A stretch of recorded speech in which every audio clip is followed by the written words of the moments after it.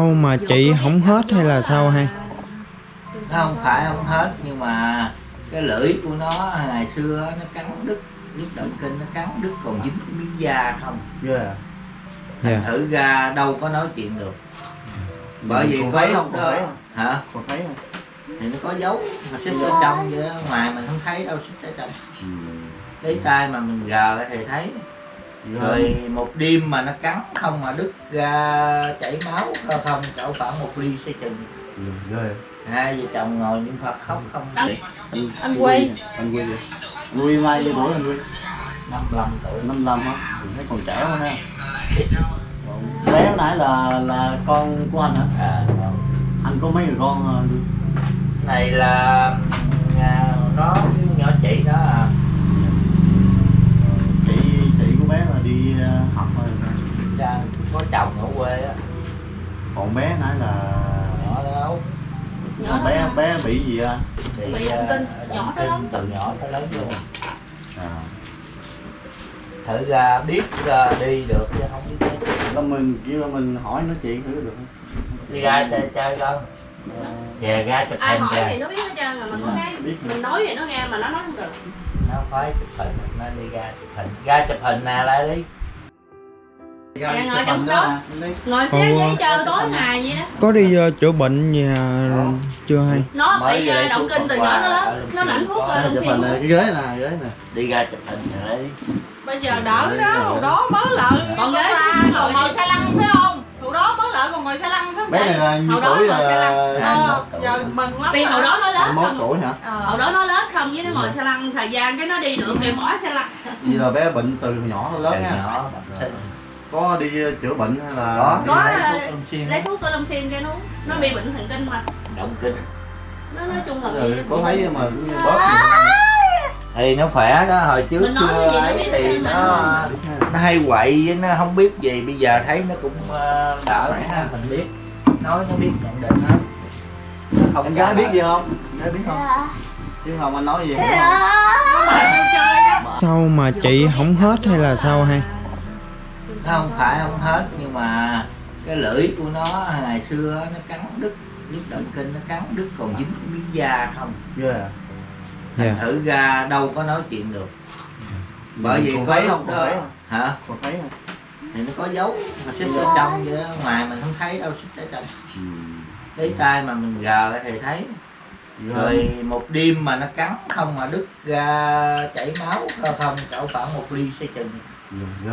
Hai vợ chồng ngồi niệm Phật khóc không. Đang quay phim rồi con ngồi chỉ thấy cho chú quay phim thì chú đang quay chụp hình không? Sao đâu? Anh Quy đó, chị mới về đây nè. Ông khổ dữ dằn lắm, quay nhà không có cái miếng mũ. Cái miếng mũ mà che mà còn gắt nữa, nó thấy đau lòng. Rồi em này thì ngồi xe lăn. Chút, ông hỏi như mình cháu mình bị đâu vậy, có ai nhà từ thiện giúp đỡ gì không? Có là chỉ có lãnh lương hàng tháng. mình chưa có quen nhà từ thiện. Lãnh lương là của nhà nước ha. Có nhà nước cho mình lãnh lương hàng tháng rồi, chứ mình chưa có quen nhà từ thiện. Thôi thấy không, nó biết đó. Còn Bi thì biết bao nhiêu số mà nó không bấm là bấm cái máy này. Biết hết trơn à, bây giờ mình đâu thử mình xóa đi chỗ khác, bây giờ nó cũng bấm lại. Mà nói không được. Không nói được cho nó nhận thức được. Ví dụ như là em cũng mới quay kênh YouTube này với chị Phương Di thì em cũng nhờ nó liên kết để giống như lỡ như mà có ai mạnh thường quân gì á, người ta có thể biết, người ta xem nó biết á, rồi người ta giúp đỡ mình cũng được. Rồi mình bấm lại cái số để cho gia đình mình, chứ trước đây quá là khổ rồi. Anh Thấy đứt ruột. Anh nói cái địa chỉ hay là cái gì ở tổ 1 ấp Dầu Đầu, xã An Hảo, huyện Tịnh Biên, tỉnh An Giang. Nữa anh cho số điện thoại được nhà mạnh thường quân với người ta giờ với nói chung là từ thiện á, với chú nói với người ta giúp đỡ mình. Chú nói với người ta là bây giờ mùa dịch này đóng cửa là thấy gối rồi đó, đóng cửa đó đầu bữa nay. Chú là chú chạy xe ôm ha. Lệnh đóng cửa đó. Chú Huy là ông ở đây là ông sống bằng ngày là chạy xe ôm, cho nên là cho nên là có cái card này nè, Số điện thoại không phải là kinh doanh gì đâu. Nói chung là nhà cũng khổ, nên là bà con nào nhà hảo tâm, nội nhưng mà có lòng hảo tâm thì mình giúp từ thiện. Với nói chung giúp là ít. tôi cạo Nhiều, gió giúp nhiều. với giúp được mấy người thần kinh tọa rồi đó. Nếu ai có nhân viên thì Chị đến Bệnh đây tôi giúp được. cạo rồi chị bệnh người ta rồi ha. Đúng. Dạ. Tôi là cạo gió với tôi chị như là nhức mỏi thần kinh tọa rồi đó. Là nếu có cô bác nào có nhân viên thì trợ viên cho tôi thì đến đây rồi khả năng tôi làm được nhiêu thì tôi cứ giúp nhiêu. Giờ nói chung là qua cái clip này có thể là cũng nhiều người biết thì Dạ. chị có nguyện vọng gì không thì có thể nói. Tôi chỉ có nguyện vọng là nếu nhân viên cô bác nào có đầy đủ duyên với tôi hay tôi có đầy đủ duyên của quý vị thì cứ đến đây tôi giúp được cái nào tôi cứ giúp hết rồi. Tức là mình chữa bệnh ha, mình, Dạ, cạo mình gió. cạo gió cho Cạo gió bấm nguyệt những người Dỗ bị gừng á, nhức bệnh coi như là nhức khớp nhức thối quá rồi đó. Dạ. Mình làm kiểu như từ thiện không có lấy tiền ha. Cái đó là Ai tùy cho duyên. thì cho. Nếu mà cô bác có lòng cho bao nhiêu thì Không cho, cho không thôi. cho cũng được, tôi không đòi hỏi. Tại Dạ, vì đúng cái rồi. chuyện mình nói không lấy tiền là không đúng. Nhưng á hoàn cảnh giúp người ta, ai có nhân coi như là tùy duyên đi, tùy duyên. Dạ. Đó, nếu cô bác nào có thấy cảm thấy là Thương thì cứ giúp cho bao nhiêu nhận. còn không cho thì còn cũng không là sao. thôi chứ tôi không có đòi hỏi gì Chứ hết. mình mà nói mình Mình không nhận tiền là cái đó mình mốt nói giúp. xem công an xem cái đó nó vậy là Đúng rồi. đám này thử nó coi sao. Nói chung á Đưa là người lại thử rồi cho đã ta cho tiền mình mà nhận cái mình cạt. Đúng rồi. Là Thì là Nhưng- mỗi tháng là anh Nguyên phải chở nó đi hay là đi mình mỗi lần chở nó đi rồi xuống dưới nó đợi lâu nó quậy quá, dạ vậy đó anh phải cái chỗ hỏi nó, ha. nó ngột ngạt nó đông Mà người. nó có em bé này có phải đi không? nó Đó thích thì đi phải lắm, mà đi. đi tới chỗ thì nó Mà lên rồi tới về. chỗ hay nó quậy quậy Lên xe thì lên mời xe nhau. này nó ưa lắm, Mà mà tới con chỗ cái là đi nó tới kịp chỗ rồi quậy ở nhà này nó xe bài chơi tối ngày đó. Hồi Dạ. trước xe lá chuối, bây giờ bài người ta đánh bài đó mình xin về nó xé chơi coi tivi, còn đi lại Thôi, mấy chỗ nó có. thôi Nói anh ngay chị. á là nói ngay là lúc trước còn cảnh gia đình tôi cũng khổ lắm, cái nhà thì cột ca mà xung quanh vườn mũ không nó sập hết rồi. Rồi cũng có cái cô từ thiện đó, cổ cũng đến đây, cái cô đó chùa Nhận Linh đó, cổ tu rồi cổ bệnh rồi đến đây, rồi tôi với ông này cũng giúp cho cổ hết bệnh. Giờ cổ mới quen với cái nhà từ thiện đó, cổ mới nói với nhà từ thiện rồi tao mới lại đây, người ta cho tiền cắt được cái nhà này, ta cho được 30 mấy triệu mới cắt được cái nhà này, chỉ có 2 năm thôi đó. Rồi 2 năm nay là từ thiện ta cho tiền là mới cắt được cái nhà này đó. Hiện bây giờ hàng ngày thì ổng chạy xe để Xe sinh hoạt ha. hàng ngày, Nhưng mà giờ dịch mà bệnh gia rồi đình chạy thì rồi. gia đình thì ăn chay trường, con nhỏ này thì ăn mặn. Mà hiện bây giờ á, cuộc sống thì không thiếu mà không có quá đến đổi, mà ngặt có một cái bây giờ bệnh dịch này nó cấm không có tiền góp hàng tháng, tại vì em mượn công ty 30 triệu đặng mua chiếc xe này chạy xe ôm. Mà bây giờ á, là một tháng phải đóng 2 triệu 281 ngàn. Mà bây giờ bệnh dịch này nó cấm không chạy được, rồi hổm rài rầu trong bụng đó không có cấm rồi đó, không có Bởi chạy vì được con thì đâu đóng đây. cũng mình lên trước bữa Dạ là nó mới cấm hàng qua cho nên là mình về được, Dạ. chứ mới là cũng không có lên được. dạ Cấm. dạ. Nên về dưới này Nói cũng chung là không đi được. với này cũng có nhân viên lớn lắm rồi đó, gặp đi chị với Tại chủ là giờ có nhân viên lớn rồi đó. Cái chiếc xe này là mình Là cũng tại còn trước nợ. đây Dạ đang góp cho công ty một tháng 2 triệu mấy. Chiếc xe mình còn nợ Dạ. bao nhiêu tiền? Còn nợ là tháng 11 rồi, tháng 12 này mới trả dứt. Là còn bao nhiêu tiền? 11 nợ? triệu. 11 triệu. Dạ, còn thiếu nợ nhà nước, còn thiếu nợ nhà nước 11 triệu. Tháng 2 triệu 2 mà 6 tháng nữa 2 triệu 3, 2 triệu 2 trăm. 2 triệu 281 ngàn là đóng tới 6 tháng.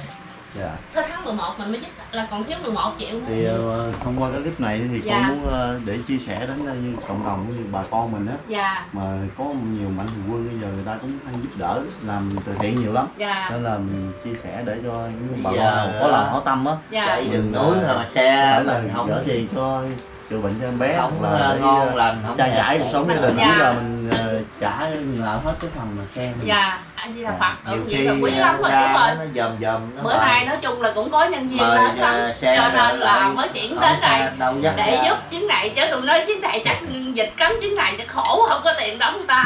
Bữa nay ông nói gì nè, Cũng không có mong khách. độ vô qua À, đi cho bà con. Bữa nay làm ông nói ăn. không có khách rồi thôi chạy không được, rồi biết làm sao. Tôi nói thôi để tôi đi cạo gió vòng vòng núi này, mới đi cạo gió được có 2 người ta cho được 160. Chắc cũng tâm linh của ông thần Kim Quy linh hiển, cho nên ông chở về đây để ông chở viên chuyến này. Tụi em cũng có cơ hội để có đồng ngân để là cuộc sống tu hành thì phổ độ chúng sanh. Tấm lòng em lúc nào cũng nguyện vậy đó. Hồi năm nó cấm dịch mùa vừa rồi cấm dịch chúng trong nhà người ta cho được mấy chục ký gạo, cái này không có. Em cũng mong Cái này lên dạ. Có nghĩa qua có 2 vị đến đây mà từ ở Cà Mau rồi xa lắm, người ta cũng có nhân viên ta đến đây vô cạo gió làm bắp thịt xong rồi cái chị ta ra trước ngồi đang rửa 2 cái chân đó, ngâm chân đó thì chị ta nghe cái tiếng nói gì nè, lấy trái quỳnh đà uống sổ độc. Chị ta mới nói chồng ở đây linh dữ bà, tôi nghe cái tiếng nói là lấy trái quỳnh đà uống sổ độc. Trái quỳnh đàn là cái nào đâu, em mới vô lấy trái quỳnh đàn đưa cho chị ta coi thì chị ta nói rõ ràng là tôi nghe cái tiếng người nói luôn là uống trái quỳnh đàn về sổ độc, mà tôi giờ không thấy ai chứ.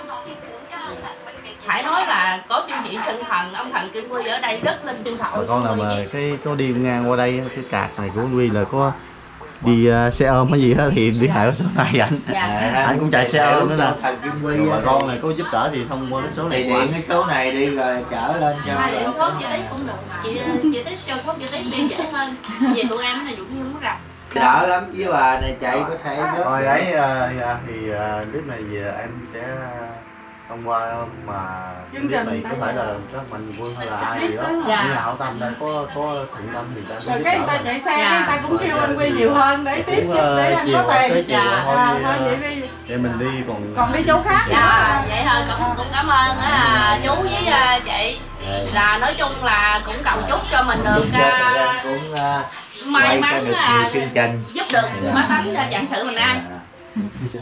Thì đây là hoàn cảnh của cô với lại chú ở đây ở trên núi Cấm, mà có những mà cô chú anh chị gì đó mà xem mà có đồng cảm cùng với gia đình của chú Quy với lại cô ở đây thì mọi người có thể giúp đỡ và của ít làm nhiều thôi. Thì nhà của chú cũng khổ, lại chú thì chạy xe ôm, còn cô thì dạ, còn cô thì bả làm dắt gió nhưng mà bình thường á, mà dạo này dịch đồ á cũng không làm được nhiều. Và thông qua video này thì nhiều cô chú cũng thấy được hoàn cảnh của chú Quy với lại cô. Thì cả nhà xem mà cả nhà có lòng hảo tâm thì có thể giúp đỡ cô chú qua số điện thoại ở đây là núi Cấm, với lại thông tin mình có để ở dưới địa chỉ nha. Có thể liên hệ qua số điện thoại của mình hoặc là trực tiếp đến đây giúp đỡ cô chú cũng được.